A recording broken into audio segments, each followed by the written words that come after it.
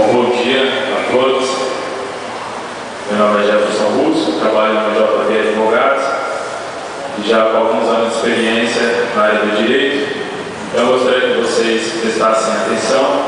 Às vezes as pessoas não gostam muito de leis, de direito, porque às vezes acham chato.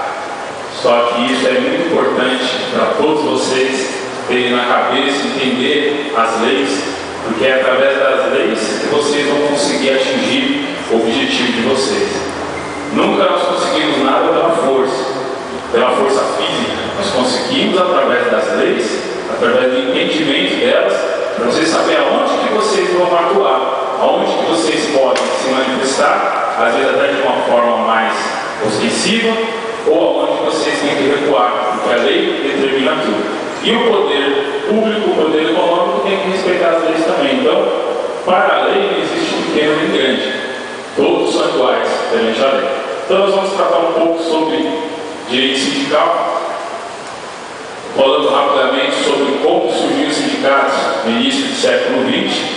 Os sindicatos surgiram por quê? Porque havia uma disparidade muito grande entre o poder econômico e a força de trabalho. Quem estudou um pouco de economia lembra que onde está o lucro dos empresários e das indústrias? O lucro está na força de trabalho. A indústria ela pega a matéria-prima para transformar em produto acabado para vender. Só que eles colocam o lucro onde? É na mão de obra que está o lucro. Quanto mais ele oprime o trabalhador, quanto menos ele paga para o trabalhador, quanto maior a carga horária do trabalhador, maior vai ser o lucro do empresário. Então aí que está aquela braço de ferro, né? Um puxa para um lado, outro puxa do outro. E o trabalhador ele sempre estava sempre perdendo no começo do século XX. Com a imigração dos italianos e dos espanhóis, trouxeram o modelo sindical lá de fora e começaram a se manifestar. Falaram assim, puxa, nós trabalhamos naquela época, chegavam a trabalhar 17 horas por dia. Tinha alguns que chegavam a trabalhar 20 horas por dia. Os salários eram baixíssimos. Se o empregado viesse a cometer algum erro, ele tomava um cascudo.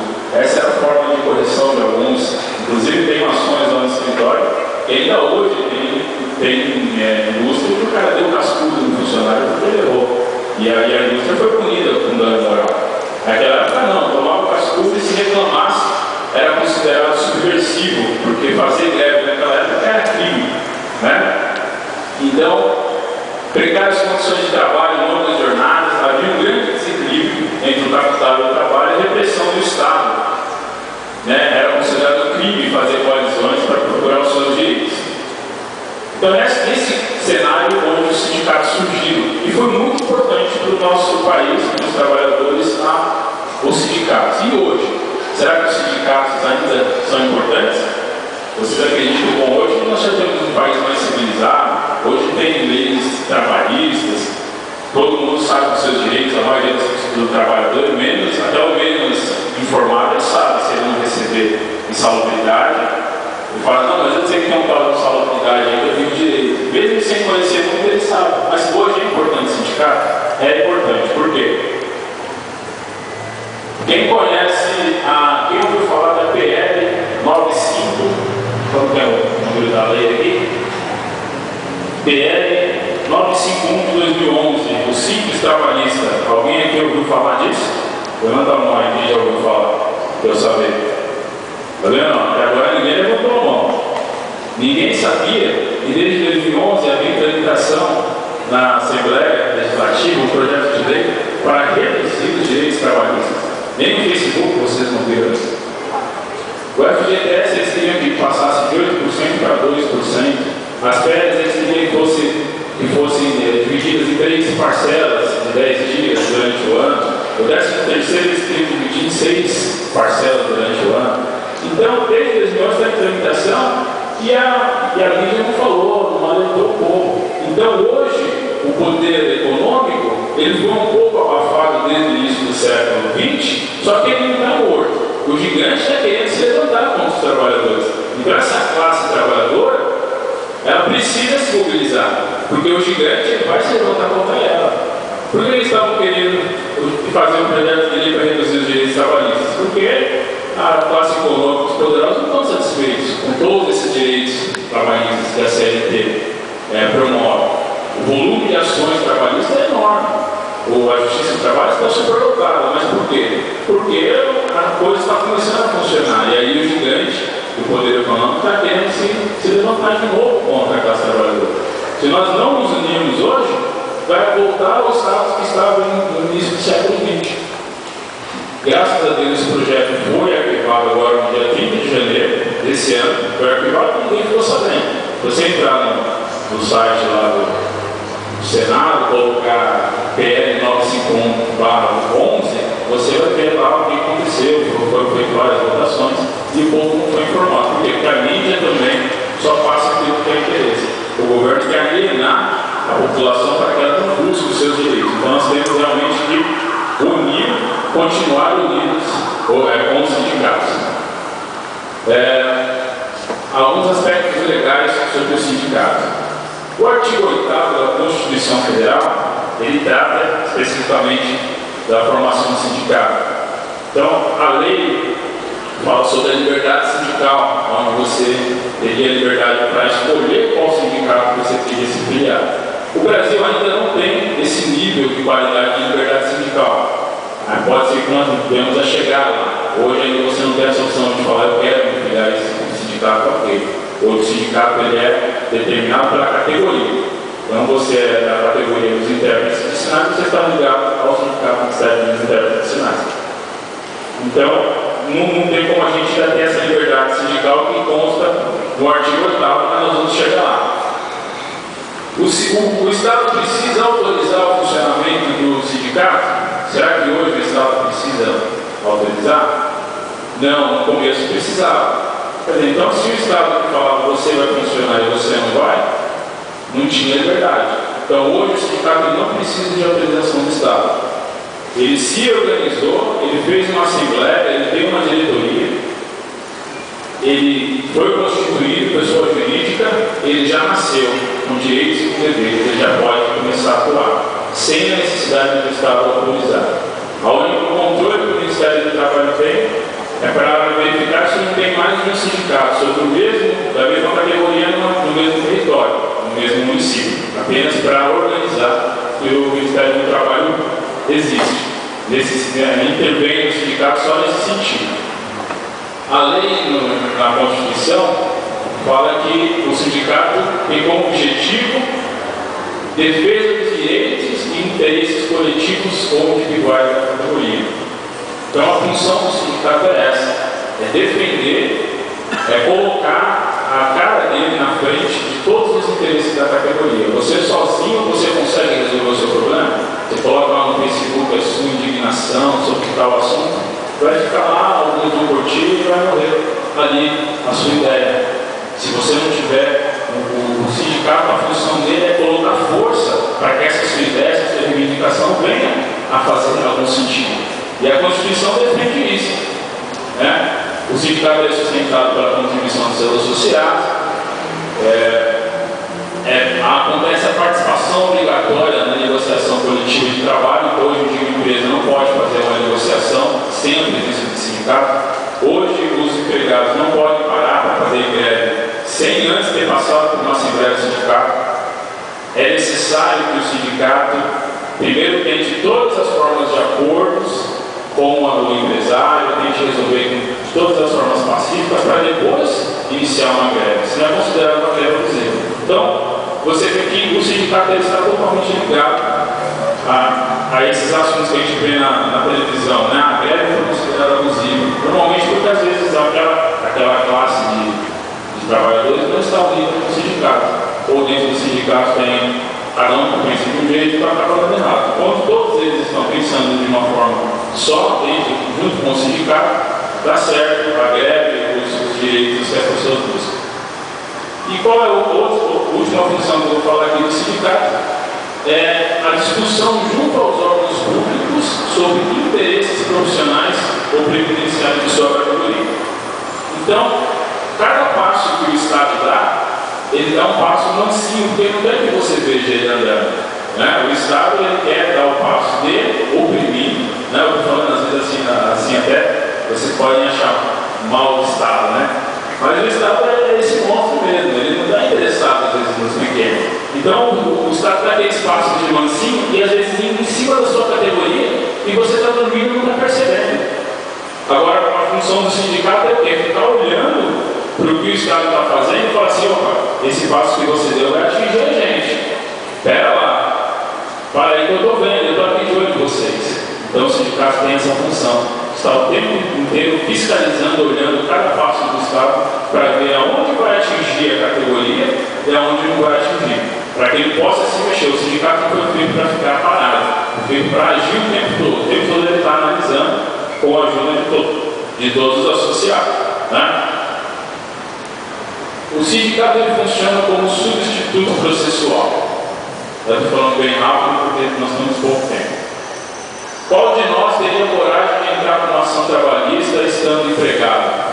Você vai lá de segunda a sexta trabalhar, e aí você vai na justiça, entra com uma ação trabalhista para reivindicar o seu direito que está sendo lesado. Ninguém teria essa coragem. Já conheci algumas pessoas que têm essa coragem de pagar um preço por isso. Porque sofreram calúnias dentro do local de trabalho, implantaram provas falsas para o empregado ser demitido por justa causa, colocaram peças de uma montadora de motos lá em São Bernardo, colocaram peça na mala do funcionário para usar ele de furto, foi demitido por justa causa. Então, não tem como o funcionário entrar com ação estando trabalhando, porque ele vai sofrer perseguição de todo lado. O sindicato faz o quê? Ele substitui a presença desse funcionário perante o judiciário. Não é mais uma relação pessoal com o funcionário, não. Agora é a empresa com o sindicato. Então, uma ação coletiva representando toda a categoria. O empregador não pode falar: você é o culpado, você é o cabeça. O empregador não vai enxergar a pessoa do funcionário, vai enxergar o sindicato. Então, a lei fala sobre isso, sobre substituição processual. Ele vai pleitear o direito dos interessados daquela categoria como se fosse dele. Só que depois que ele ganhar essa ação de justiça, o direito vai ser de toda a categoria. E cada um dos representados vai poder executar esse direito perante a justiça, ou diretamente com o seu advogado particular, ou com o próprio advogado do sindicato. Então, uma das funções do sindicato é prestar essa assessoria jurídica a toda a categoria. Né? Então, buscar resolver problemas de insalubridade, FGTS, quando a empresa não recolhe FGTS, isso é muito comum, as empresas não recolherem FGTS. Quando a pessoa é demitida, ela vai descobrir que tem muito tempo sem recolher FGTS. Então, o sindicato, antes da empresa quebrar, depois que a empresa quebrou, não dá mais para você pegar mais nada. Então, antes dela ter algum tipo de problema, o sindicato tem que lá ver, está recolhendo FGTS, está pagando insalubridade. O funcionário fala: não estou usando os protetores auriculares, a saúde do local de trabalho não está boa, o sindicato vai interferir. Tudo para que não aconteça que lá no final, quando ele for demitido, ele já está trabalhando 10 anos naquela empresa. O direito só acolhe os últimos 5 anos. Depois de 10 anos que ele foi mandado embora, ele vai ganhar na justiça somente nos últimos 5 anos. E os 10 anos vai ficar na conta de quem? Ele perdeu. Então, não pode ficar somente para a Justiça do Trabalho resolver tudo que for demitido. Tem que começar a resolver no dia a dia.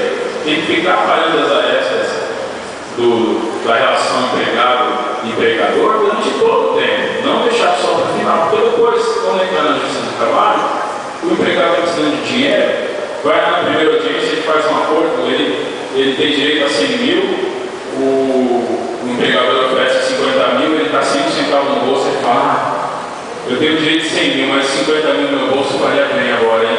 Eu tenho um monte de conta para pagar, eu vou aceitar. Ele perde 50 mil, ele aceita o acordo, e a maioria aceita. Quando a gente propõe um acordo, a maioria dos empregados aceitam que estão precisando de dinheiro. Então, isso é justiça? Não é justiça.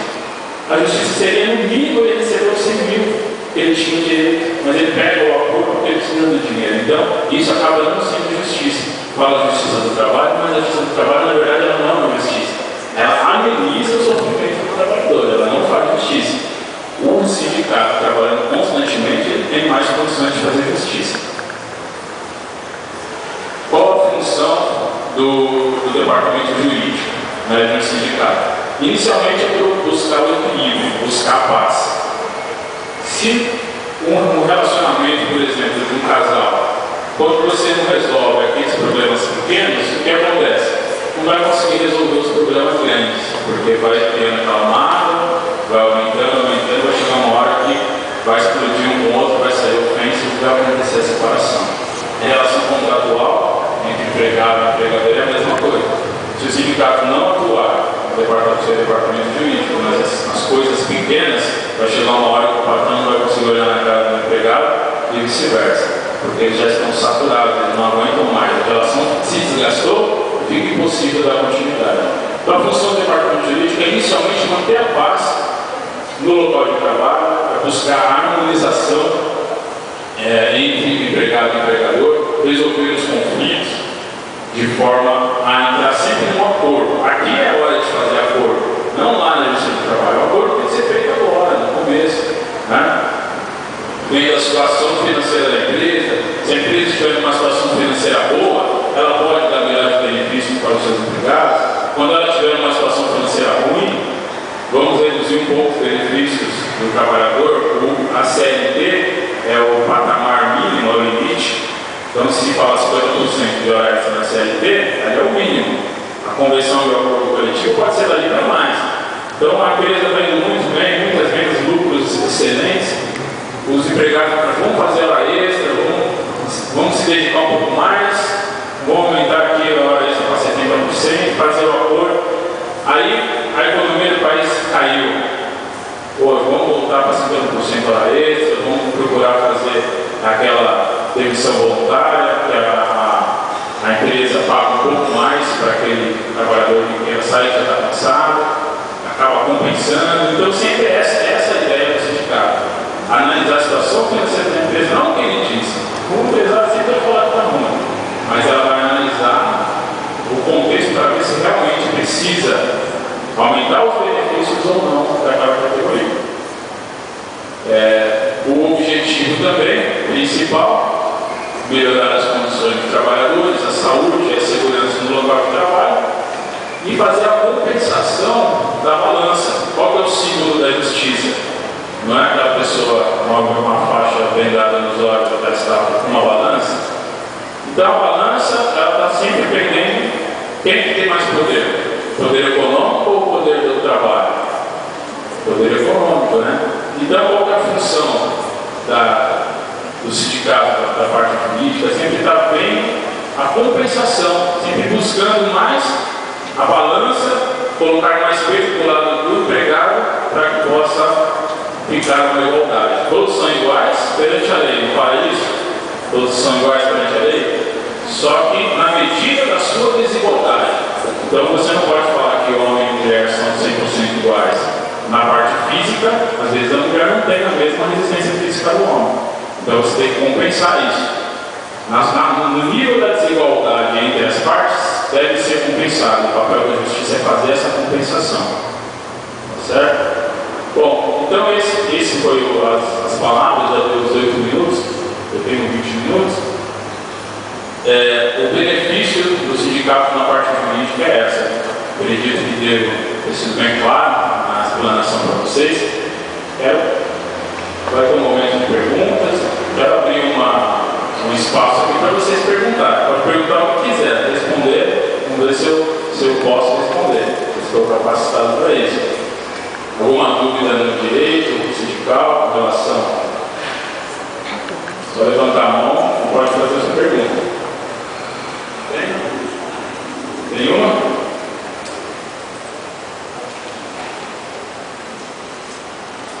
Deixa eu levar o microfone. Bom dia, obrigado pelas suas falas. Eu sou André, intérprete de Libras. Também formado pelo Letras Libras, e meu questionamento se refere ao intérprete educacional. Nós somos prestadores de serviço municipal, estadual. Qual seria a interferência do sindicato nesse caso, quanto ao serviço público e à nossa profissão?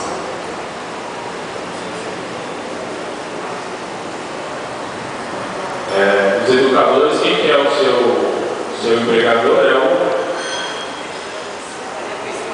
a parte pública, né? Então, nesse caso educadores do serviço público, a lei ela não faz distinção, pelo menos na parte trabalhista, ela não faz distinção de quem exerce atividade pública ou quem exerce atividade privada. Agora, no caso do sindicato, teria que ver na organização do sindicato se ela abarca. Na verdade, eu vou falar um pouco disso mais tarde, mas as primeiras ações que a gente tem em mente é exatamente a questão de como isso está acontecendo até na definição de quem é esse profissional. Porque nós entendemos que existe uma lei federal, que é a 12.319, que regulamenta a profissão de intérpretes, certo? E por resoluções caseiras, tem se contratado com outras designações. E se contrata com outras designações, e aí se colocam outras formações ou não formações. Porque o que a gente está vendo acontecer, a resolução 38 do Estado, por exemplo, coloca em professor interlocutor. Só que não se pede formação pedagógica, então já não pode ser professor. Já está errado aí. E com 120 horas de formação. Gente, quem é intérprete sabe que 120 horas de formação é nada. Nós temos alunos aqui de Libras, da Secretaria Municipal de Educação, 120 horas é formação? Não é formação. Então aí, e também já diz respeito ao decreto federal 5626. Então nós precisamos conversar com esses entes, primeiramente, e a gente acredita que isso esteja acontecendo não de má fé, mas por falta de informação. Então nós vamos levar a informação. Se a informação não for aceita, aí o sindicato atua como tem que atuar o sindicato, uma negociação. E a parte do conflito de competências entre sindicatos é muito comum. Cada sindicato fala que é competente, eles tentam abarcar o maior número de profissionais para a sua área, mas não existia representação dos intérpretes de Libras. Agora, com a representação dos intérpretes de Libras, se aquele profissional tiver na sua atividade predominante a interpretação, então ele encaixaria no setor de Libras. Então seria a atividade profissional predominante que definiria também qual é a categoria que você vai estar enquadrado. Se a pessoa utilizar poucas Libras durante todo o seu período de trabalho, ela não se enquadraria, vamos dizer assim, né? Isso é uma zona meio cinzenta ainda para resolver. Mais alguma dúvida?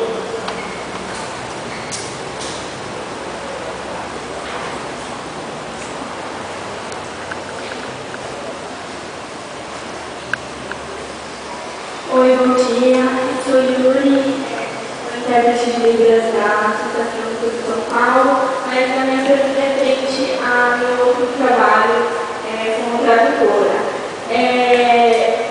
Eu fui designada para trabalhar na escola da prefeitura. Essa empresa presta serviço para a prefeitura, mas ela também, eu não sei dizer se no registro do CNPJ, essa empresa tem outros nomes, ou se ela tem outros registros.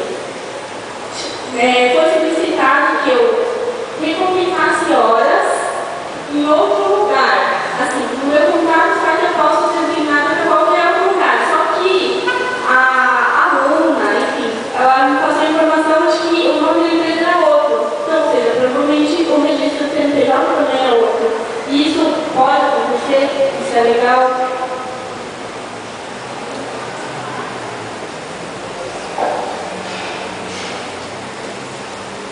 Bom, as empresas elas utilizam a razão social e o nome fantasia, né? Então, ela utiliza a razão social, que não é um nome muito atraente às vezes. Então, ela utiliza o nome fantasia, às vezes até mais que o nome fantasia, que seria o nome comercial dela. Então, não tem nenhum tipo de problema ela utilizar outros nomes, desde que conste no registro dela como nome fantasia. Digitar o CNPJ dela no site, vai aparecer a razão social, embaixo vai aparecer o nome fantasia registrado. Então, se ela utilizar outro nome que seja o nome fantasia, não tem nenhum problema para você. Agora, o fato de você ter que se deslocar para os lugares, você tem que ver se isso está na convenção coletiva da sua categoria, né? A gente está falando de convenção coletiva aqui. Então, qualquer atitude que o empregador fala para o profissional fazer, mesmo se consta no seu contrato de trabalho, o contrato de trabalho não pode ferir nem a CLT, nem a convenção do sindicato. Então, e isso se ele não está dando nenhuma compensação por esse deslocamento, quando você tem deslocamento, quando você faz duas atividades, como de função, direito a 20% da sua remuneração a mais pela acúmulo de função, isso está na CLT, deslocamento tem que ter uma compensação para isso. Às vezes está na convenção coletiva, então às vezes ele pode estar lesando os seus direitos nesse sentido. Mas aí você teria que, às vezes, é a mesma coisa que a gente falou, se o sindicato não te defender, você não vai poder brigar enquanto estiver trabalhando, só depois que sair. Vou passar aqui a palavra.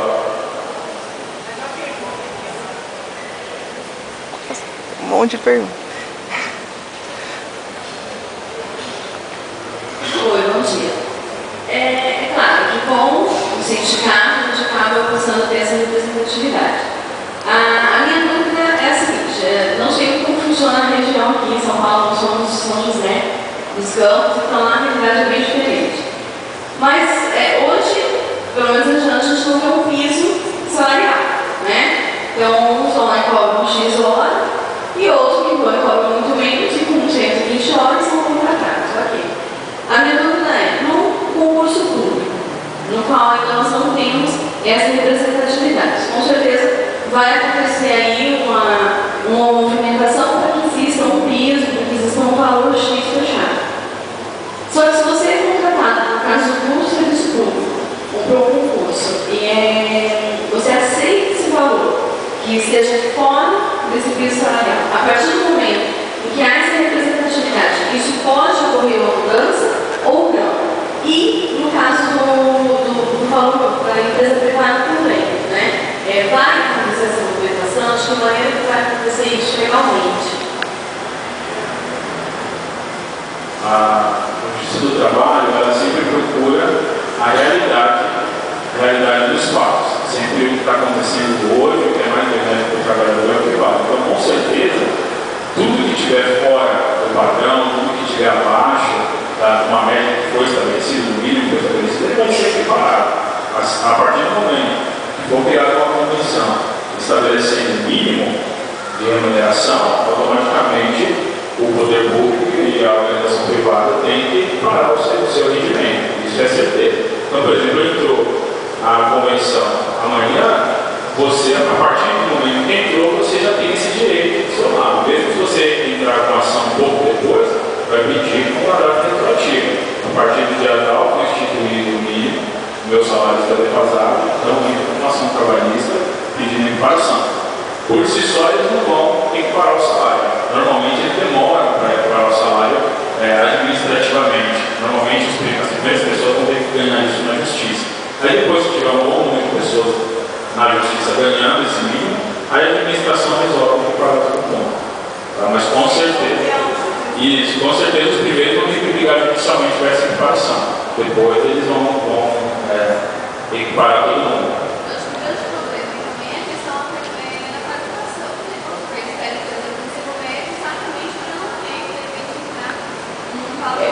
Na realidade, esse foi uma das grandes molas propulsoras já lá na Unicamp, quando a gente se reunia para fazer a criação do sindicato. Eu já vou falar disso para vocês depois.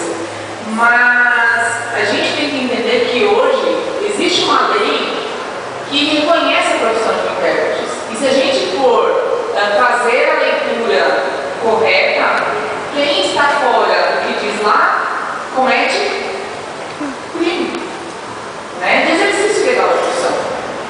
E engraçado que é muito comum no Brasil cultura. A gente vai ter que mudar uma cultura. Mudar uma cultura é um processo lento e às vezes um pouco dolorido, né? No Brasil, hoje, qualquer pessoa se intitula professor e também tem profissão, também seria exercício legal. E a gente só vê isso sendo punido como deve ser quando se trata da medicina.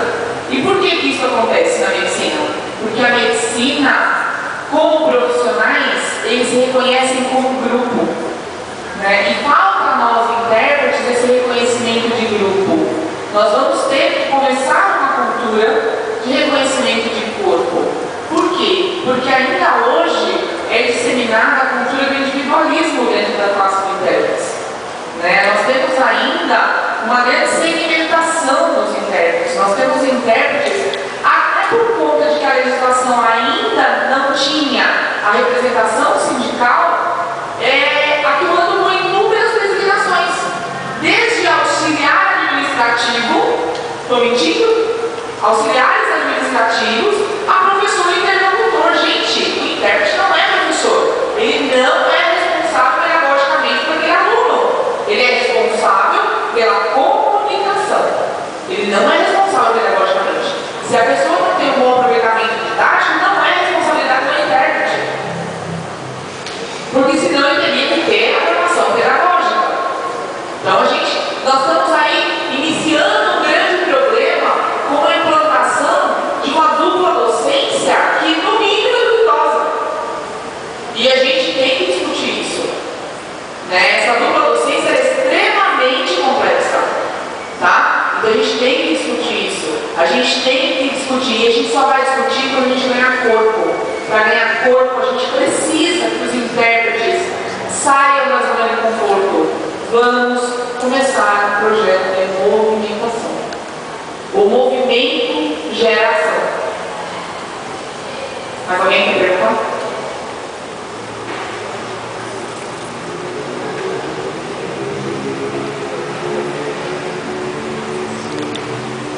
Bom dia a todos. A minha pergunta é, Jefferson, a minha dúvida queria saber, eu percebi em vários lugares, várias cidades do estado de São Paulo, em universidades, não vou falar, não identificar determinado da ética, existe um determinado lugar, determinados lugares nessa universidade,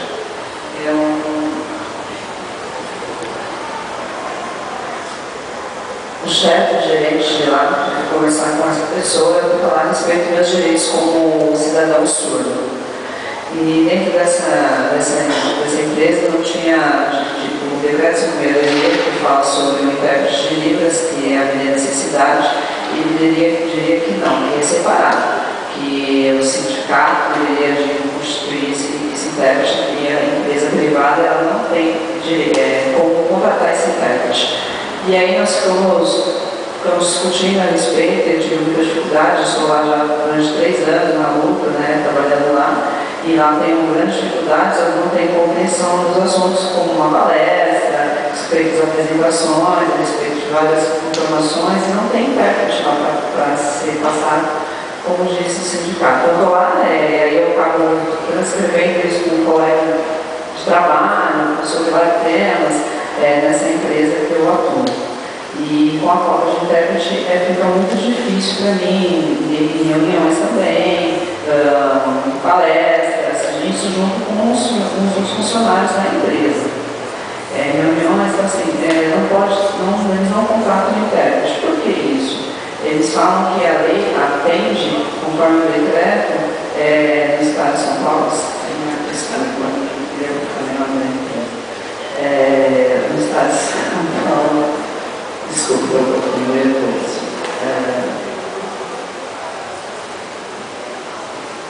Essa situação um pouco constrangedora. Então, assim, os intérpretes é impossível, somente os funcionários que atuam, os intérpretes que não podem atuar somente assim, em palestras e cursos profissionalizantes, ou quando são palestrantes visitantes. Agora, assim, quando são palestras dentro da empresa, reuniões que são feitas dentro da empresa, não podemos contratar intérpretes para que sejam passadas informações para os surdos, funcionários que nos auxiliam. Isso já acontece há 3 anos em que eu estou atuando lá. Então, a minha pergunta o meu chefe, ele fala assim, que nós temos que respeitar os superiores lá, né? E o presidente do sindicato, né, toda a diretoria de lá. Eles conversam comigo e falam assim, conversando com a diretoria de lá, eles falam assim que o intérprete sendo contratado de lá, próprio nessa empresa que eu trabalho, eles têm que ser um funcionário de lá, ele não pode contratar um intérprete para determinados tipos de reuniões. E isso ficou embaixo entre eu e os diretores. Então, eu tenho que acabar sempre respeitando a ordem dos diretores e presidentes, né, as regras do Estado de São Paulo. E isso também várias unidades dentro do estado de São Paulo, então acho que vários surdos, né, estão sendo ignorados aí como eu, que sou funcionário dessa empresa. Então tem uma dificuldade muito grande. Então parece que os ouvintes, quando eles estão lá participando, junto com os outros funcionários, eles ficam lá participando ativamente. E eu tenho que ficar passando por escrita de língua portuguesa, e não, eu tenho direito iguais a todos na sociedade. Então, os surdos sempre ficando para trás e não somos acomodados. Estamos em luta e eu gostaria de lutar para que o sindicato me apoiasse, para que a gente tenha mais intérpretes, mesmo Presidente Prudente, cidade de Presidente Prudente, para que a gente lute, para que os chefes, eu tenho medo de fazer individualmente, porque eles não me mandam embora. Então, assim, não que eu também fique submetido às ordens deles. Eu gostaria de que nós todos tivéssemos direitos e sejamos respeitados. O nosso decreto, como diz, a nossa lei diz que somos iguais a todos. Né? A ONU diz que mundialmente que nós todos temos direitos também. Então, nós estamos lutando por uma identidade surda. Então, minha pergunta é, como fica o intérprete? O sindicato vai estar lutando para nós, para saber se o intérprete vai estar participando dessas empresas? Deu para entender?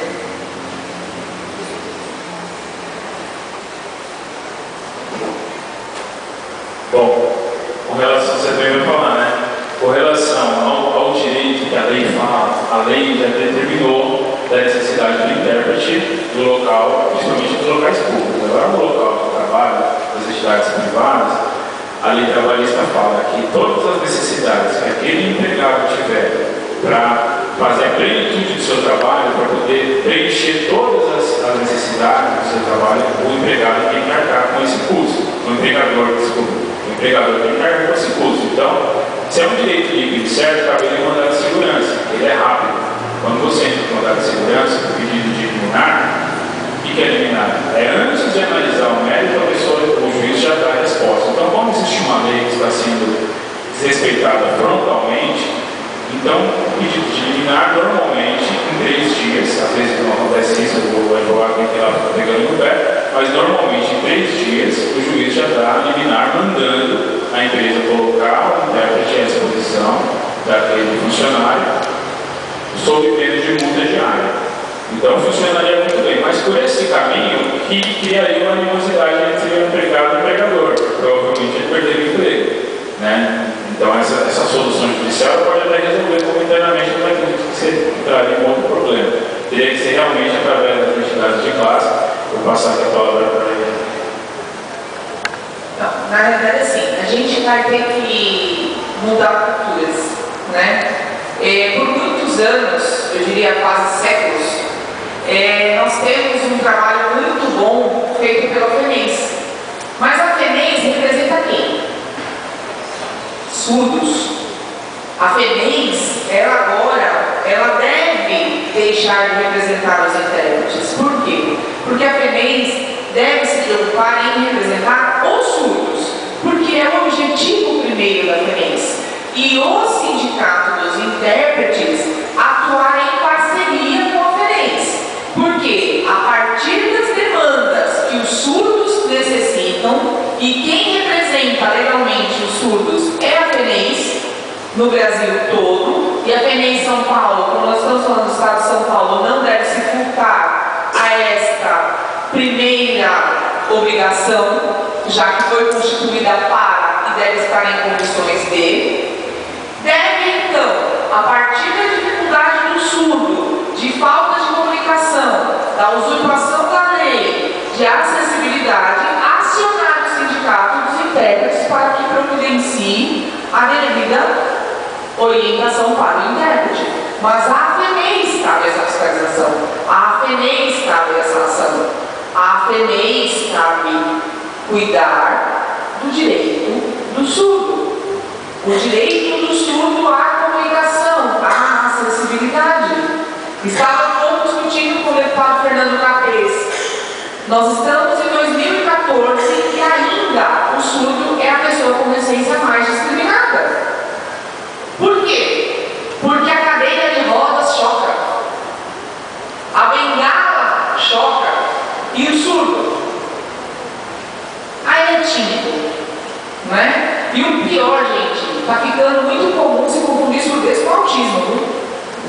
Quem está trabalhando aí nas escolas sabe disso. Então a gente tem que começar a tomar cuidado. E agora, eu acredito muito firmemente que o pessoal da FENEIS vai poder desenvolver um trabalho muito melhor, porque vai ter um trabalho mais voltado. Porque a FENEIS está com muitas incumbências. Como sindicato, a FENEIS pode se dedicar só ao surdo, né? E não mais ter que cuidar dos intérpretes, né? Porque, inclusive, a gente vai ter que fazer aí um tripé muito bem articulado, que é Sindicato de Intérpretes, a FIOS-VESP, que é a associação, e FENEIS. Então, esse tripé vai ter que funcionar muito bem, para que todos tenham os seus direitos garantidos, tá?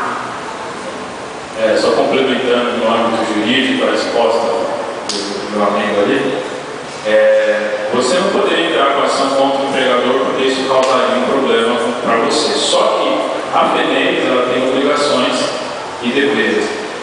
Ela não pode ficar só com obrigações e direitos. Ela não pode ficar só com os direitos, ela tem que cumprir as obrigações dela. Então você pode obrigar a FENEIS a te atender. Você pode entrar com uma ação contra a FENEIS, mandando a FENEIS fazer a parte dela.